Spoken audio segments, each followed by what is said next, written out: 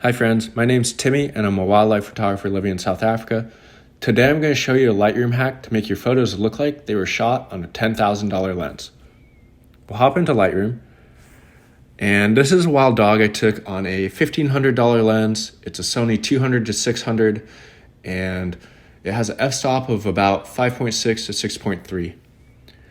Now a Nat Geo photographer is using a lens that has a f2 to f4, and that lets in a lot of light, shallow depth of field, and the background would be really pleasant, soft, and blurry. So what we're going to do is first apply a preset. I think I'll use TM7, and if you want to follow along, I'll link it in the bio below. Next, we'll go into our masking tools and create a subject mask. Now, I want you to look at the background, take into details, the blacks, you can see grass, leaves, and I'm going to invert this mask. Next, we'll hop into effects, and I'm just going to start pulling the clarity down. Just like that, the background's really soft, really nice, and no one's going to know the difference on how you create this. Other things you can do, and I want you to look at the blacks right here. I'm going to start pulling down the texture slightly, and that just all blends together, less contrast, and just another hack to create a softer background.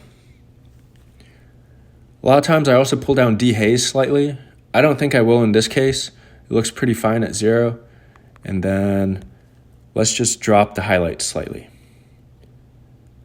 There, now you see the highlights are starting to bring some of those blacks back. So maybe we'll pull up the blacks, make them a little more gray, and then we can even pull down the contrast slightly.